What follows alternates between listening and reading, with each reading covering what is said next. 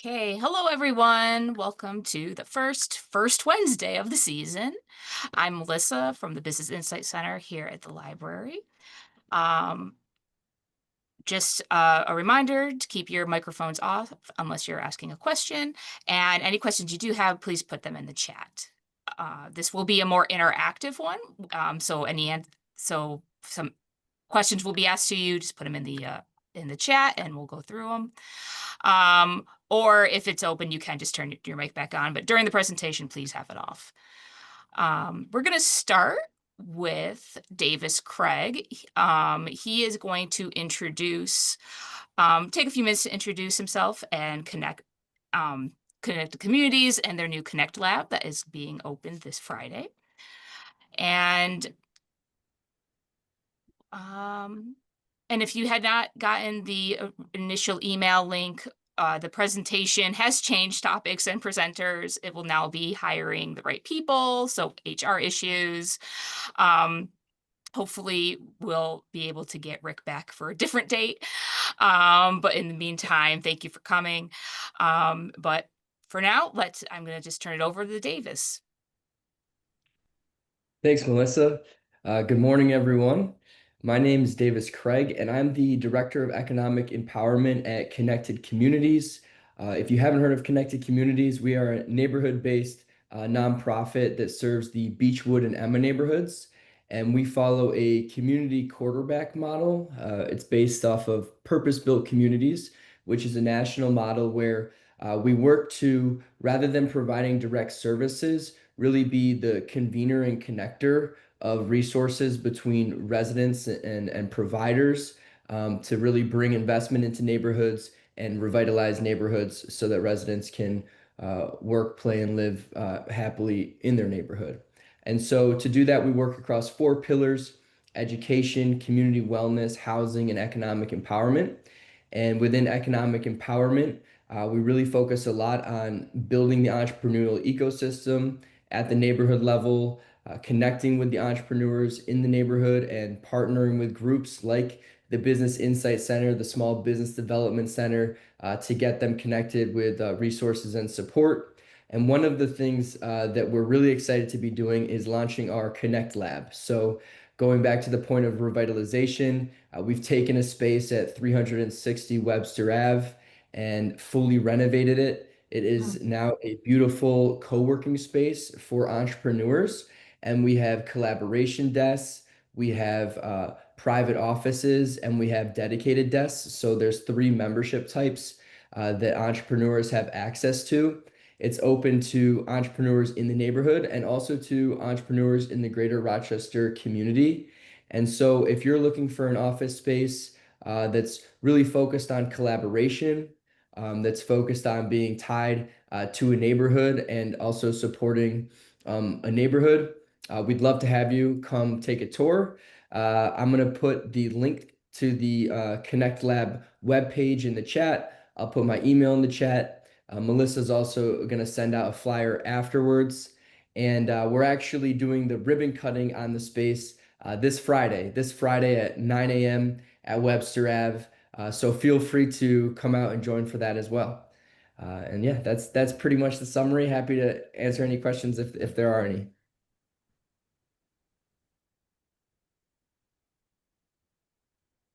Okay.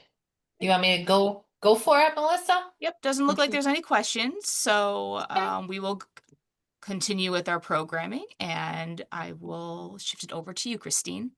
Great. Thanks, Davis. I look forward to the ribbon cutting this Friday. It's an exciting space. Thanks. So once again, my name is Christine Rogers. I'm a business advisor with the SUNY Brockport Small Business Development Center. You might know us as SBDC. So our center provides the free and confidential business counseling to startups, entrepreneurs, and small business owners at any stage. Doesn't just have to be a startup. Our free services are made available by possible funding from the SBA, the state of New York, and our host campus, SUNY Brockport. So our business advisors are easily accessible in person, virtually, or by phone. We're launching also a fast track program in September, which is a 20-hour course over 3 days. I'm going to put our link in the chat box. And also make sure you follow us on Instagram, LinkedIn, Twitter, and Facebook so you don't miss any of our events. So I have the pleasure today of introducing Karen Underwood, who joined the SBDC as a small business advisor in January of 2025. As a small business advisor, she helps all the entrepreneurs and small businesses owners start, grow, and manage their business. And previously to joining the SBDC, Karen worked for over 20 years in small business banking as an underwriter. Her work focused on evaluating and assessing the creditworthiness of businesses that applied for loans, lines of credits, and other financial products. She also earned her master's degree in human resources from John Carroll University. And we're going to hear a lot about human resources and hiring the right people today. And Karen, I'll let you take it from here. All right. Thank you so much, Chris. Hello, everybody. Thank you guys for your time this morning. Rick, the original speaker, is very disappointed he didn't have a chance to do this presentation this morning. He's handling some family matters, some personal matters at this time, but he did want me to tell all of you guys that he plans on rescheduling. So as soon as we get a better idea what his schedule's like, we'll get back to you on a new time and date for him to speak as well. So I'm honored to be speaking in place of him. As Chris had stated, I joined the SBDC in January of this past year. I have my master's degree in HR, so I'm a firm believer of hiring the right people, making sure that you take the time and you invest the time on getting key people in the door that are going to help your business grow and succeed. So I'm happy to be here, and thank you guys all for being here as well. So the first slide that I'm going to talk to you guys about is in reference to why hiring the right people matters. And my presentations, I like them to be interactive. So I apologize if I catch you guys off guard on some of these questions that I'm asking you guys. But I always feel that, you know, the more that you get people involved in the presentation, the better. And we can always get feedback from others as well as to their thoughts. So let's just start out by why hiring the right people matters, right? So the very first point that I always like to highlight is hiring the right people. Employees drive culture, productivity, and growth, right? So you hear all the time about the cost of a bad hire and what it does in reference to time, money, and morale. Can anybody take a guess in reference to, for a position, how much it costs a company on average when they hire a person that's not a good fit and the person eventually leaves? Just a ballpark. There's no right or wrong. Just curious. And if nobody wants to answer, that's okay too. I'll let you guys know the answer. Okay. All right. So a career builder survey found that 74% of employers say they've hired the wrong person for a position, with the average cost reported at $14,900 per bad hire. Is that what everybody was thinking it would be, or did they think more or less? So we have some answers in the chat, Karen. So we have 25,000, 10,000, 1.5 times their salary, 7,000. And someone thought it was less. So That's great. Those are all great answers. All within, you know, all great answers. Thank you guys. So another way to mirror this or measure this is the US Department of Labor estimates the cost of a bad hire is about 30% of the employee's first year earnings. So that's just another way to look at it. For mid-level positions, HR expects a range of anywhere in between what you guys said to $50,000. So again, it just goes back to say that why you need to take the time from the get-go when you bring people on board and you're doing your onboarding, that you're making sure that you have people in that are a good fit, right? That's essentially what it boils down to. So now strong hires equals stronger business outcomes, okay? So what that means is if you have a strong hire and you're taking the time and you're investing and you're having panel interviews and you're getting insight from some of your associates and your coworkers and you're making sure that it's a good fit, right? What that's going to amount to is you're going to have higher productivity. You're going to have a stronger culture, right? Because you're making sure everybody on the team agrees on this hire that you're bringing in. You're going to have lower turnover costs. And as I stated in the first bullet or the second bullet point, right? The cost between what you guys had mentioned in the chat and could go up to $50,000. It's a pretty high number. You're going to have better, your customers and your clients are going to be appreciative of this new person that you bring on board. And you're also going to have increased profitability. Okay. So those are some of the things that you see when you take time and you have strong hires, and that equals stronger business outcomes. Anybody have any questions on that? Okay. So the next slide, defining the role clearly. Okay. So you want to align the job description with business goals. You want to define your must-haves versus nice-to-have skills, and you want to identify success metrics for the role, okay? So when you look at this information and aligning job description with business goals, you want to take a look at your must-have skills, which are non-negotiable, right? They must have these when you're looking at these clients. So your core competence, what that means is your core competencies that are required to perform the job successfully. Number 2, you're directly tied to business outcomes and role effectiveness. Number 3, and without these must-have skills, the candidate is just not simply going to succeed in the position, is what it boils down to, right? Your nice-to-have skills, these are more like value additions, okay? So complementary abilities that enhance performance but aren't critical on day one, right? These are things that people are going to learn over time. Also, they can be trained or developed after hiring, right? There's a lot of things, different companies do things differently. So when this person comes on board, they'll understand the culture, they'll have some time, they'll understand what they need to, in addition, get more education on. Also, differentiate strong candidates, but you shouldn't exclude capable ones. So, for example, secondary to this should be like software knowledge, additional languages, and leadership potential. Those aren't necessarily, they're nice to have skills, but they're not must have, right? So that's the main difference between defining must haves versus nice to have skills. Identifying success metrics for the role.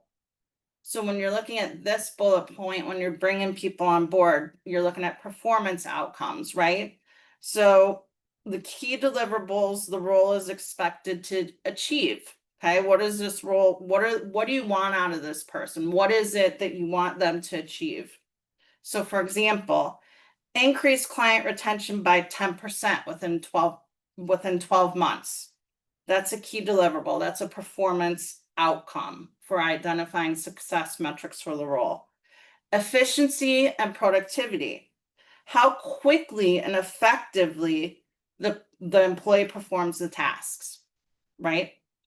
An example of this is process customer requests within 24 hours. So if you have like a deadline in some of these roles and positions, you know, an example of this would be for efficiency and productivity, processing those requests within 24 hours.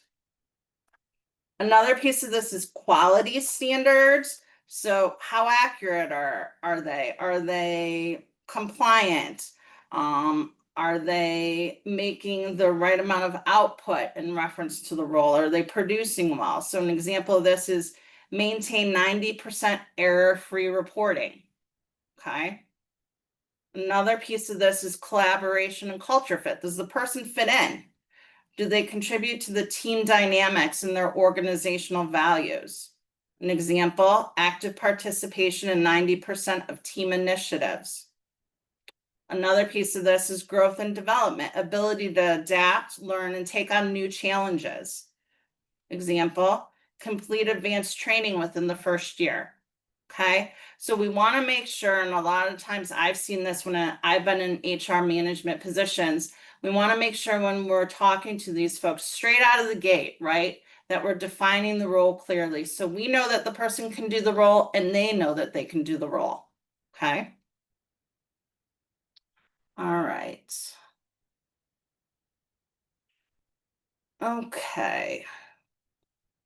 Attracting the right candidates. So we want to make sure that we're not wasting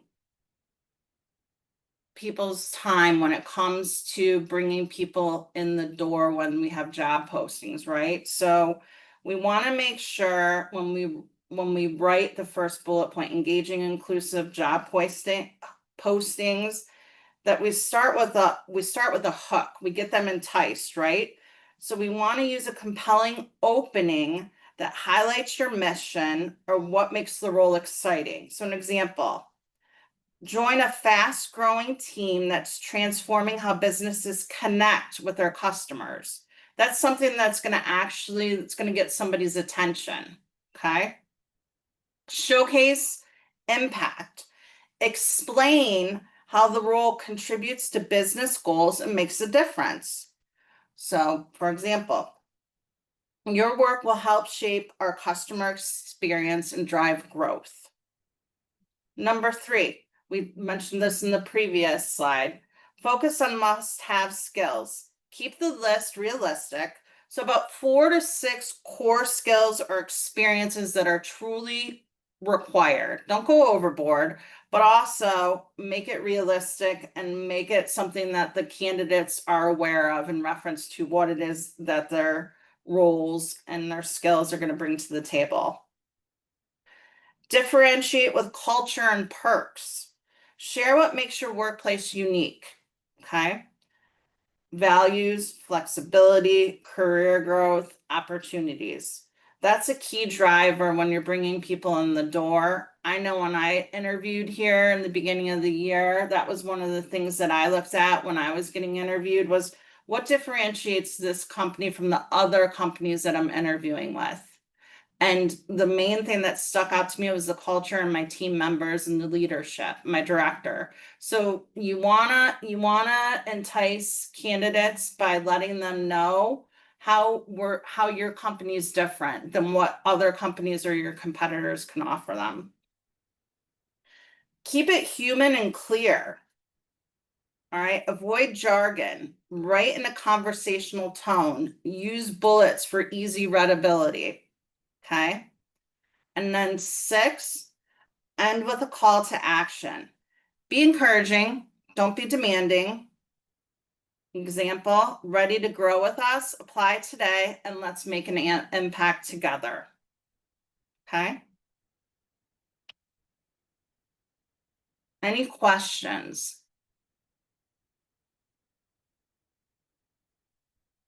Okay. And then, of course, promote company culture and values. Okay.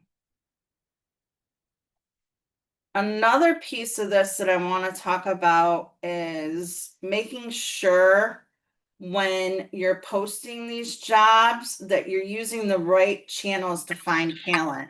So what I mean by this is making sure that you have the right job boards that you're looking at. You're utilizing referrals, tapping into trusted networks of current employees, utilizing LinkedIn, niche and industry specific platforms, and community and networking events too.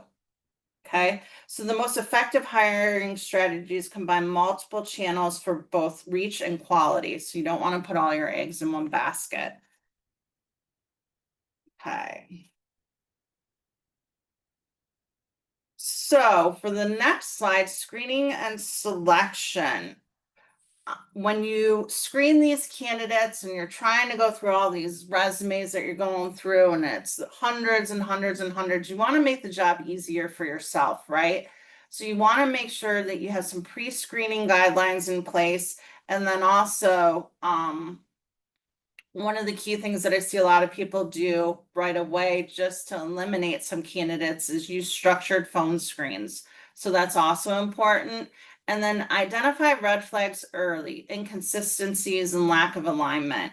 So whenever you use structured phone screens, there are some key points that you want to make sure that you hone in on.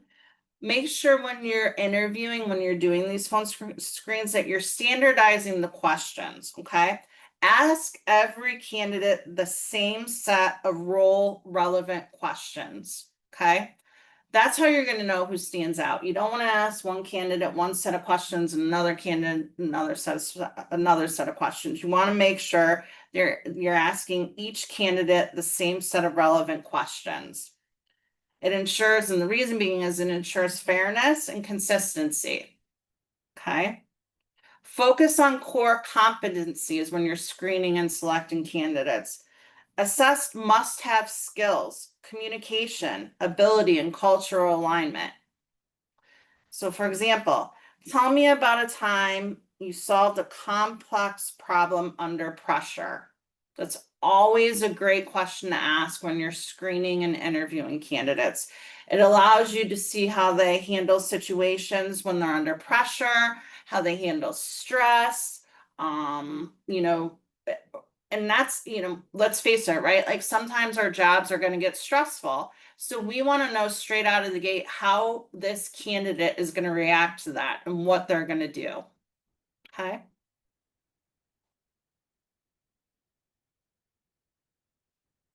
Keep it brief and focused when you're doing these screenings. 20 to 30 minutes is enough to validate a fit before moving forward. It doesn't have to be an hour or two. It doesn't have to be lengthy. Make sure that you have enough data and enough time to validate if it's someone that you're willing to set up a second interview with. Make sure that, again, that the questions are the same throughout all the candidates. Okay. Score responses objectively when you're doing these phone screens. So use a simple rating system, 1 to 5, to compare the candidates. It doesn't have to be complicated. Keep it simple. Okay. And then identify red flags early. So the third bullet point, clarify any gaps in employment, unrealistic salary expectations, or lack of required skills up front. That's going to save you a lot of time down the road. Okay.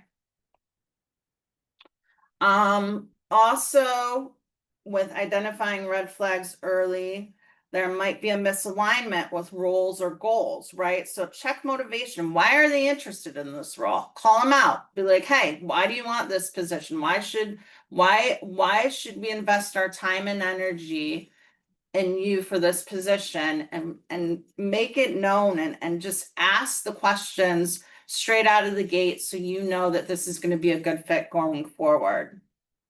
Ensure their career objectives match the position and company trajectory, right?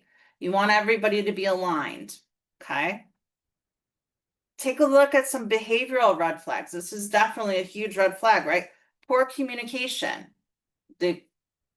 Straight out of the gate, you probably have a feel when you're right up front talking to these people on the phone if they're going to be a good fit or not. Okay. So one of the main key drivers that we see now in HR is poor communication. We need to make sure that these people are able to communicate because they're going to be working with us, right? They're going to be on our teams. They may be out in the public in a sales role. You want to make sure that that is a key player when you're interviewing and screening these individuals. A huge one, negativity about past employers, right? If they're negative in that first phone screen, you better believe 9 times out of 10 that behavior is going to carry through to their role that they're going to have straight out of the gate. And you don't want that bad apple on your team, right? You want people to be positive. You want people to be energetic. Another one is lack of accountability. We all make mistakes. We're human. We learn from our mistakes. We move on. We teach others, right? If they can't, if individuals lack accountability, then we want to make sure that that's something that we catch straight out of the gate as well. So those are some behavioral red flags. Ask situational questions to gauge problem solving and teamwork. Okay. How are they going to handle a situation if something gets stressful? What are they going to do? What are some examples of how they've handled stressful situations in their previous jobs? Okay, that's a great question straight out of the gate to ask. Number 4, unrealistic expectations when it comes to red flags. Salary, they're not even in the same ballpark as what you want to offer, right? They're completely out of the salary, the range. That is a red flag. Responsibilities or work-life balance demands that don't align with the role. Okay. All key factors that you need to consider. Cultural fit and value misalignment. Assess whether their values and work style align with your company culture. They just might not be a good fit, right? Like at the end of the day, they may just not be the right person for the role or the team or the position that you're trying to hire for. And that's okay. You want to recognize that stuff straight out of the gate. Okay. So that's a little information about screening and selection. Do we have any questions about that?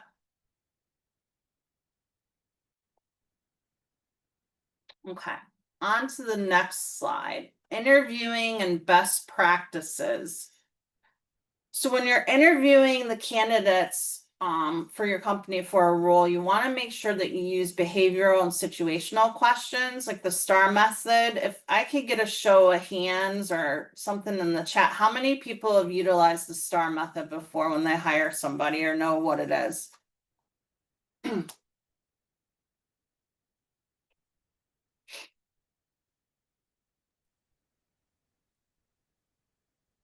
So Karen, we have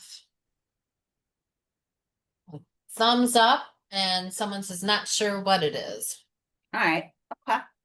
All right. So what the STAR method is it's a method for structured interviews, and it utilizes the S stands for the situation. So you ask the candidate to describe the context or challenge. So example, tell me about a time your team faced a tight deadline. So that's the situation. Okay. The T part of the STAR is the task. Identify the specific responsibility or goal the candidate had. So an example, what was your role in addressing this challenge? So that's the task piece. Okay, the A part of the STAR is action. Focus on what they actually did, not the team or others. So for example, what steps did you take to meet the deadline? Okay. Then the R part is the result. Evaluate outcomes and impact. Example, what was the result of your actions and what did you learn? Okay, so that's what the STAR method is. The benefit of using this type of method when you're utilizing situational questions and interviews and stuff of that nature is it encourages detailed, structured responses. It reduces bias by focusing on past behaviors, not opinions or assumptions. And it makes comparisons across candidates easier and fairer across the board, okay? So reference checks, the STAR method are almost effective when structured, asking the same types of questions across the board rather than casual, okay? In addition to this, assess both skill and cultural fit, panel interviews to reduce bias, and give candidates the space to ask questions. You want to know how interested they are. You want to know if they're asking the right questions. You can get a good feel for candidates when they're interviewing with you with what type of questions they're asking and how interested they are in the job. You know, how much research have they done behind the scenes? Did they research the company? Do they know what it is that you guys do? Do they know what the roles and responsibilities are gonna be? That's one of the easiest things that you can do during the interview process, is just see what the candidates ask when they're with you for that first initial interview. All right, beyond the interview. Okay, so there's some things that, you know, when you're trying to decide what candidate that you want to go with, you know, some additional things that you can do outside of the interview process. A lot of times people do skill assessments, right? For different roles. Sometimes people do personality assessments, Myers-Briggs. Sometimes people assign case studies. I remember one of the jobs, my second job right out of college, I had to do a case study and present it in front of a panel. Some people want work samples, so they want to see your work before you even get in the door, right? And it makes sense because they want to make sure they're taking the time and effort to make sure that it's a good fit. Reference checks are also important with structured questions. Again, asking the same questions for each candidate so there's no bias, okay? Standardize your questions. Make sure that everybody is receiving the same questions, every candidate, to ensure fairness. Focus on, you know, again, cultural fit, you know, asking these references, what type of worker the person was in the past, seeing what type of energy they bring to the table for this candidate that you want to bring. There's a lot to be said about talking to people that folks used to work with and getting information and answers just to see, you know, what types of stories or what type of roles they used to play. So that's always a key one too, besides the interview, that I recommend clients do. Take the time to call those people. It doesn't have to be a long conversation. Just be like, hey, you know, I'm looking to bring Karen on board. What can you tell me about her? Was she reliable? Did she show up? Half the battle of a job is showing up, right? Did they show up? Were they reliable? Were they there when they needed to be? Were they there during team meetings? Were they there for their important presentations? Were they there when somebody was sick and a family member was out and passed away, right? Did they step up when somebody else, you know, had something come up? That's important. That all shows character, right? And you can get a good feel from somebody by just having that conversation, 5-minute conversation, okay?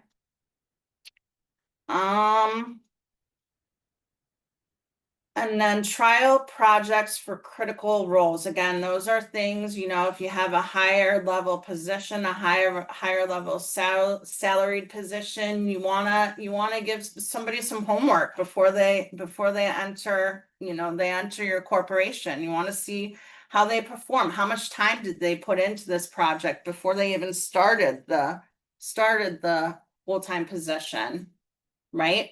It's a good indicator of work ethic. I joke all the time, and you know, work ethic my work ethic is going to be completely different than somebody else's work ethic. Again, that's something you can pick up on from these trial projects that you may have people do before they even take on the permanent role itself.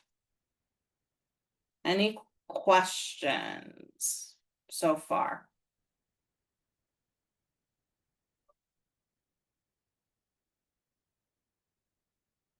Okay.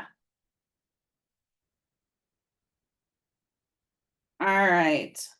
Hiring for cultural fit and add meaning diversity, fresh perspectives, and innovation. Okay. So what this slide outlines is you want to make sure that you're hiring the person and that it's a good fit. You want to make sure these people believe in your values, what it is that you're trying to accomplish, your work style, and your mission. That's probably one of the biggest indicators of somebody when they come on board initially and how successful they're going to be in their role, if they align with what it is that you're looking to do with your values, your mission, and your work style. You also want to take a look at diversity, fresh perspective, and innovation, and then balance current skills with long-term potential. That's also a big one.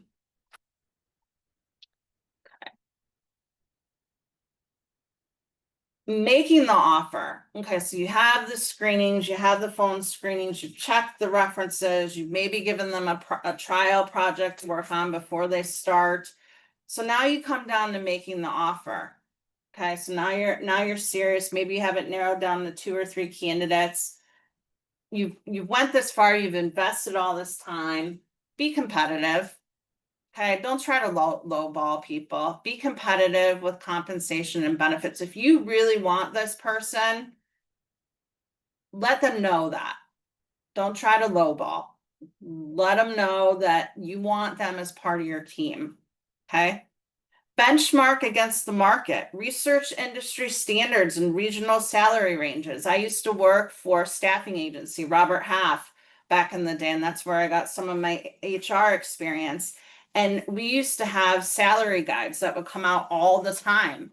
And for any industry, accounting, engineering, one of my big firms I worked with was Ernst & Young. So these kids coming out of college that have accounting degrees, what's the going rate now? Is it 50,000 a year? Is it, what is that level? What is that salary? What is that compensation that is going to be something that you can bring to this candidate and say, hey, I've got you. Like, I want you on my team. I'm gonna make this offer hard for you to refuse, right? At the end of the day. Okay. Ensure base pay is competitive to attract qualified candidates. Offer comprehensive benefits. Comprehensive benefits, health, dental, vision, retirement plans, paid time off. Work-life balance is huge. Okay. What can you do differently? Do you have a flexible work schedule? Are you allowing people to work remotely? That's been one of the things since COVID that I think one of the good things that happened from COVID is more companies are realizing that, hey, you know what? If I can trust my employees to work at home, some days during the week, that's okay. That's something that a lot of employees now that are looking for new jobs are looking for. Work-life balance. Okay. Incentives and recognition, performance bonuses, profit sharing, stock options for higher impact roles, right? Not all the roles, but for high impact roles. Okay. Public recognition programs to reinforce engagement and motivation. Communicate growth opportunities. Ensure clarity and transparency. All right, a lot of the times, and this is a big one that I really want to hone in on, is how do you retain great hires? It's not like back in the day when my parents worked for one company and that was it. People are job bouncing more now than ever. So how do we retain them? How do we get them to stay? Strong onboarding and training programs, knowing that there's clear career paths, knowing that there's recognition and engagement strategies, effective onboarding. Okay, set clear expectations and goals from day one. Straight out of the gate, set those expectations. Provide training, mentorship, and resources to help new hires succeed. Foster early engagement and connection with the team. That's how you're going to get people to stay. You always hear the reference, the good ones leave, right? The good ones leave. It's because we're not spending the time and energy that we need to. Now that we have these great employees, right?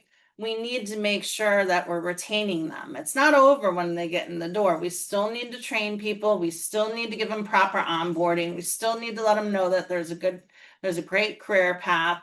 There's different things that they can do down the line, 5 years from now, 10 years from now, 15 years from now. Have a plan set up, meet with your employees, meet with them on a monthly basis.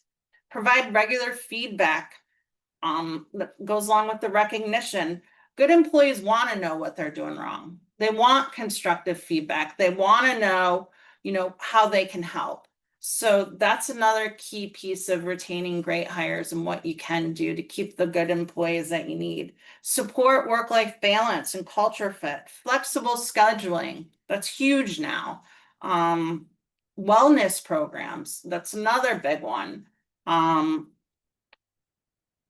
Engage employees in meaningful projects that resonate with their strengths and interests. I know on our team, we have several people on our team that we all have different strengths and we all have different weaknesses.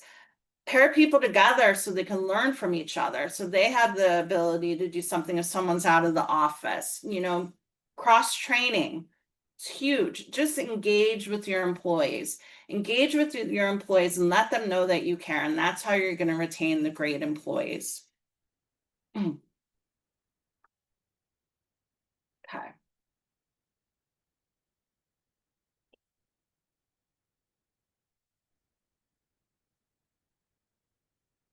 All right, so just a couple more things before I summarize. Make sure that you have clear career paths. When you have clear career paths, that guides growth and retention. Align skills and competencies. Identify the skills, experience, and achievements needed for each level. Provide training or mentorship to bridge gaps. Set transparent criteria. Make promotion and development expectations clear and measurable. Use performance metrics, project impact, and slow growth as benchmarks. Support individual goals. What my goal may be different than one of what my associates' goals is. They may have a completely different goal that they want out of the end of the day than I do. My motivation may be completely separate than what one of my coworkers is. Understand what it is that the people that surround you and that are on your team, what motivates them? What goals do they have? Someone might be close to retirement. And you know what? They may not want to take on an additional project. And they may just want to do a day-to-day. Somebody else may be in their 40s or 50s and may want to do more leadership opportunities or get out and do presentations.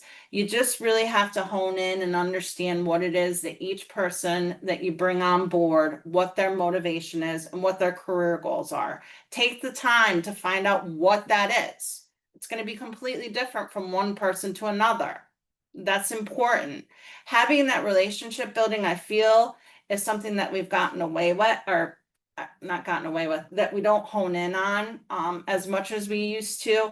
Build that relationship with the people that work for you. Find out what they did on the weekends. Develop that relationship so they can feel that they're part of a team, that they're part of a culture. That's important. Encourage continuous learning. Provide access to learning programs, certifications, and stretch assignments. Reinforce that growth is both encouraged and achievable. Motivate employees to perform at their best, go above and beyond. Reduce turnover by showing a future within the company. Again, establishing those relationships, making sure that you know what motivates one person and what incents them compared to another. Knowing your people and having that relationship. And then also build a pipeline of skilled, engaged leaders. Set people up for success. Have people, sit in on different conversations, different mentors, different styles. That's huge too. Regular recognition. Celebrate achievements publicly and privately. Pull somebody aside. It goes a long way if somebody works on a project and they do a great job. Tell them, be like, hey, I heard from Sam that you did a really great job on this project. Sometimes that goes more, the words help somebody more than a raise in their paycheck. Again, it depends on the person and what their motivation and goals are, but just having those friendly conversations. Use peer-to-peer recognition programs alongside manager-led recognition. Have the team members get involved and say, hey, Sam did this really well, or, I noticed this, maybe this is something you could do differently the next time. Okay. Do shout outs in meetings, recognition boards. Just make people feel like they belong. Performance-based incentives.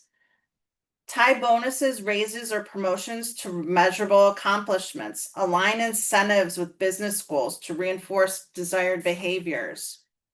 Continuous feedback, whether it be good or bad, constructive feedback. Timely feedback to support growth. Use quarterly or monthly check-ins to keep engagement high, so you know what it is that these hires are wanting, what they need, what they're lacking, what could help them. So maybe the next person that comes in, you have an idea of what you could do differently. Professional development opportunities. Offer training, mentorships, stretch assignments. Show employees a clear path for skill growth and career advancement. Let them know that, if they don't want to be in their current role forever, there's opportunity for growth. Tell them what those opportunities are. Foster a positive work environment. Encourage teamwork, inclusivity, and open communication. That's what's going to get you to where you need to be and what that individual needs to be at when you bring that person on board. Again, I said this before, promote work-life balance and well-being initiatives. That's huge. A lot of people now, they want work-life balance. They don't want, to be working 68 hours a week. They want to be able to go and see their kids' games or their kids' plays, or maybe they have a sick relative that they need to go home and take care of. They want to have that flexibility. They want to know that you care. Okay. And that you're not just a number. All right. So in summary, hire with intention, not urgency, right? So many times being in HR, I can count on both my hands where, people want to fill an empty seat. No, it's not what it's about.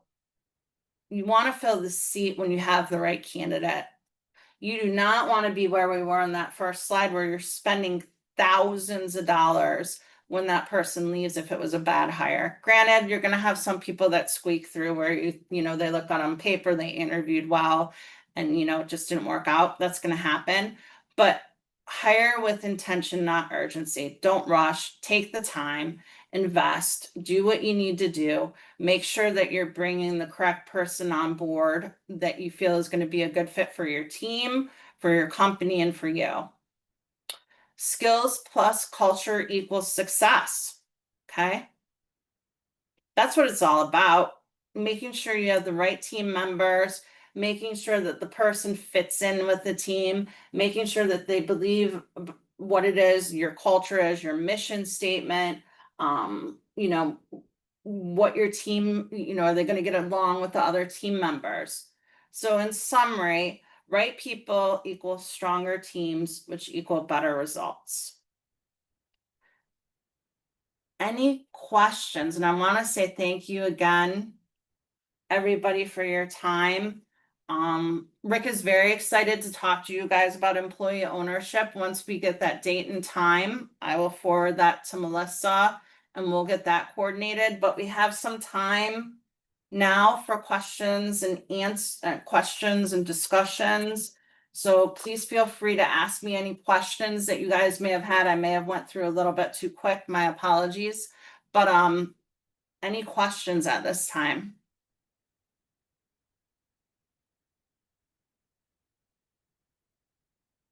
And I want to thank you guys for all of your time too. I know you guys are all busy.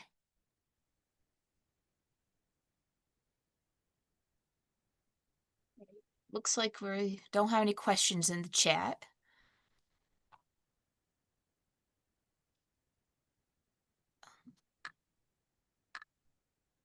Okay.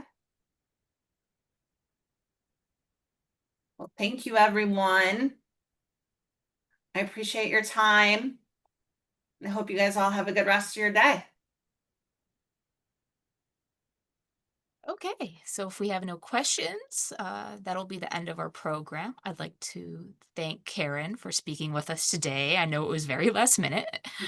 A recording of this presentation will be posted on YouTube, and we'll be sending you a link once it's posted from the registration list.